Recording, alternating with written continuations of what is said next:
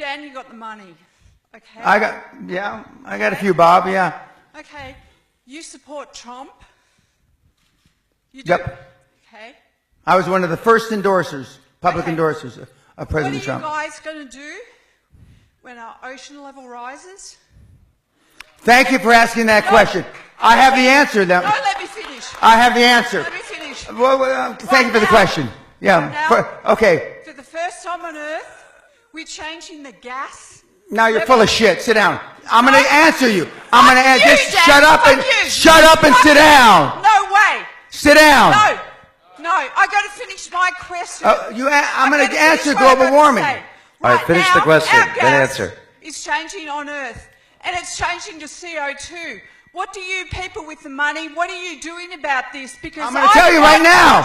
No, I've got children. I've got 21, 23-year-old children. And what's their future with you people with money? You talk about money all of the time. Okay. Sit down, please. Sit down, please. In the front row. Excuse me. In the front row. Please sit down. Okay, you've asked your question. Thank you very much. Okay, I'm going to answer. Excuse me, ma'am. Will you please sit down? Please. Thank you. That's okay. Please sit down. Let him answer. Okay. In 2011, my wife and I were in Antarctica, renewing our vows.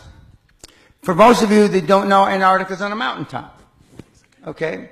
And there is a $500 million facility, scientific facility there, and the scientists came to give us presentations about global warming. And they had cores of ice that they had drilled. They had drilled 4,000 or 5,000 cores, and they only brought 15 or 20. So they're going through the second or third core, and they said 275,000 years ago, this was the temperature, blah, blah, blah, blah, blah. And then 55,000 years ago, the world was 2 degrees warmer Celsius than it is today. This is 2011. And stop. And he said, and I said, well, you mean the whole world? He says, yes. And the polls are only benchmarks. And I said, well, what about the things that the young woman alluded to? Okay. And he said, it's all cyclical. And although the gas may have exacerbated it, in the cosmos of time, it's not a fart in the wind. In the cosmos of time, of the 13.8 billion years that we've been on this miserable planet, it's not a fart in the wind. And as I told Joe Rogan on his show, and he said in his infinite wisdom, and Joe, if you hear this, I thank you for the opportunity of being on your show. He said, then in 25,000 years, it's most likely not going to be a problem. Now, my direct answer to your question, if that were really true, which you believe, and let's just for a moment say that it is true. That means that the best scenario vis-a-vis global warming is about 10 feet raise in water. That's the best scenario over the next 40, 50 years. That's the best scenario. The worst scenario is about 100 feet. But let's just take the 10 feet. If the water on the planet is going to rise up 10 feet, that means the southern part of the United States is gone. England is gone. Most of Europe is gone. And I can go, most of Central America is gone. Okay. If that's the case, let's just take Florida, for example, which is one of the fastest growing beachfront condominiums on the planet. In the prospectus, when you invest, there should be, in the footnotes, if global warming is for real, they won't put it that way, global warming happens and water rises 10 feet, this investment you made is fuck all.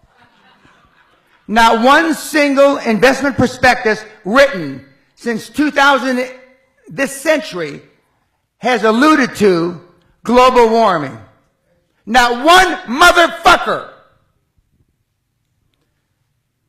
If it were really true, the banks wouldn't invest. The banks wouldn't finance. Not one motherfucking condominium.